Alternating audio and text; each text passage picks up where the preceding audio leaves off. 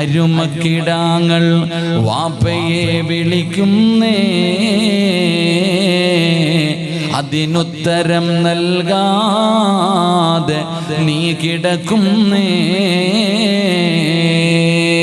അല്ലാഹുവേ പടച്ചവനെ, ഒരു ദിവസം നിന്റെ കുടുംബക്കാരെ മുഴുവനും കുളിപ്പിക്കുകയാണ്. അല്ലാഹുവേ ചൂടുവെള്ളത്തിൽ നിന്നയതാ മയ്യത്ത് അവിടുന്ന് കുളിപ്പിക്കുകയാണ്. അവിടുന്ന് മയ്യത്ത് കുളിപ്പിച്ചിട്ട് നിന്റെ ജനാസ കുഞ്ഞുങ്ങളെ താങ്ങിയെടുക്കുന്നത് പോലെ നിന്റെ ജനാസ താങ്ങിയെടുത്തുകൊണ്ട് നിന്റെ വീടിന്റെ അകത്ത് ഒരുക്കി വെച്ചിരിക്കുന്ന 3 കഷ്ടം തുണിയുടെ മുകളിലേക്ക് നിന്റെ ജനാസ കൊണ്ടുപോയി കിടത്തുകയാണ്. അല്ലാഹുവേ അവിടുന്ന് കാലിന്റെ വിരലുകൾക്കിടയിൽ നിന്റെ ശരീരത്തിന്റെ ഭാഗങ്ങളിൽ അവരിങ്ങനെ പഞ്ഞുവാരി വെക്കുകയാ. എന്നിട്ട് റബ്ബേ 3 കഷ്ടം തുണിയിലേക്ക് നിന്റെ ജനാസയതാ അവിടുന്ന് പൊതിയുമ്പോ നിന്റെ മൂക്കിന്റെ താരത്തോ പഞ്ഞികെടുത്ത് വെച്ചിട്ട് നീ സ്നേഹിച്ചവർ തന്നെ വിളിച്ചു പറയുകയാ, കാണേണ്ടവർ കണ്ടോ ഇതാ പൊതിയുന്നേ. മയ്യത്ത് പൊതിയാ പോകുകയാണ്. കാണേണ്ടവർ കണ്ടോ, കാണേണ്ടവർ കണ്ടോ. അല്ലാഹുവേ മയ്യത്ത് വീട്ടില് മരണ വീട്ടില് വല്ലാത്ത തിരക്കാട്. പടച്ചവനെ, നിന്നെ അവസാനമായിട്ടൊന്ന് കാണുന്നതിന് വേണ്ടി ജനങ്ങൾ മുഴുവനും ഇടികൊണ്ട് നിന്റെ ജനാസയുടെ മുന്നിലേക്ക് തിരക്ക് കൂട്ടുമ്പോ കുറെ സമയം കഴിയുമ്പോ നീ സ്നേഹിച്ചവര് വിളിച്ചു പറഞ്ഞു, കണ്ടത് മതി പൊതിഞ്ഞുകൊള്ളാൻ, കണ്ടതൊക്കെ മതി പൊതിയാൻ. അവിടുന്ന് നിന്റെ ജനാസ പൊതിയുകയാണ്. അതാ മയ്യത്ത് കട്ടിലിലേക്ക് എടുത്തു വെച്ചു, മയ്യത്ത് കട്ടിലിലേക്ക് എടുത്തു വെച്ചു. സുബ്ഹാനല്ലാഹ്. ആ സമയത്താണ് ഒരു മരണ വീട്ടിലെ ഏറ്റവും കൂടുതൽ കരച്ചിൽ കേൾക്കുന്ന സമയം. അപ്പോഴാണ് നിന്റെ ജനാസ എടുത്തു മയ്യത്ത് കട്ടിലിലേക്ക് വെക്കുമ്പോ സുബ്ഹാനല്ലാഹ്, അതാ വീടിന്റെ അകത്ത് കിടന്ന നിന്റെ ഭാര്യ, നിന്റെ സഹോദരി, നിന്റെ മാതാപിതാക്കള്, നിന്റെ കുടുംബക്കാര്, പടച്ചവന് എല്ലാവരും നെഞ്ച് പൊട്ടികെട്ട് കിടന്ന് കരയുന്ന സമയമാ. അവസാനം 6 പേര് മയ്യത്ത് കട്ടിലെടുത്ത് തോളിൽ വെച്ചു. ലാ ഇലാഹ ഇല്ലല്ലാഹ്. പള്ളിയിലേക്ക് ചുമന്നു കൊണ്ടുവന്നു.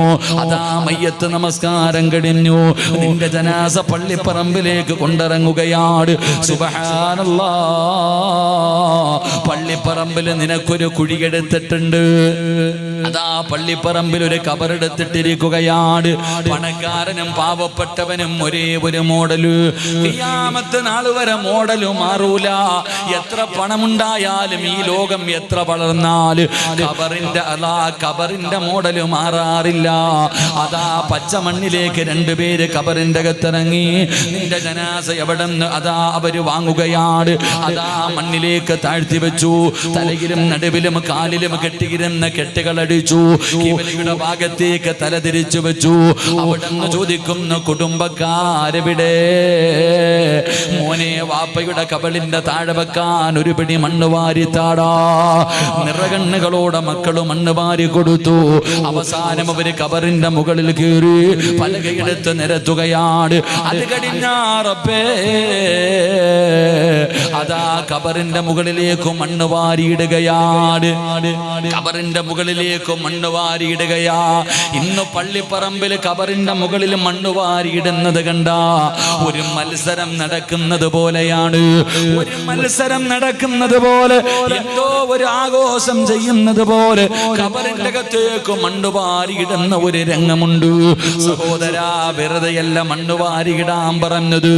നിന്നെ പോലെ വിചാരമുള്ള ഒരുപാട് സ്വപ്നങ്ങളും പ്രതീക്ഷകളുമായി കഴിഞ്ഞിരുന്ന ഒരു മനുഷ്യനെ പള്ളിപ്പറമ്പിൽ കൊണ്ട് കുഴിച്ചിട്ടിട്ട് അവന്റെ നെഞ്ചിലേക്ക് മണ്ണ് വാരിയിടുമ്പോ മിൻഹാ ഖലഖനാകും വഫീഹാ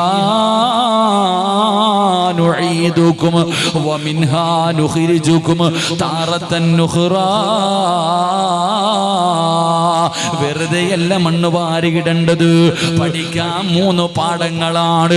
നിനക്ക് ചിന്തിക്കാൻ 3 ഗുണപാഠമുണ്ടടാ. എല്ലാവരും അവസാനം കബറിന്റെ മുകളിൽ മണ്ണ് വാരിയിട്ടു. അതാ കബർ മനോഹരമായി ഒരുക്കുകയാണ്. നിന്റെ കബർ മനോഹരമായി ഒരുക്കി.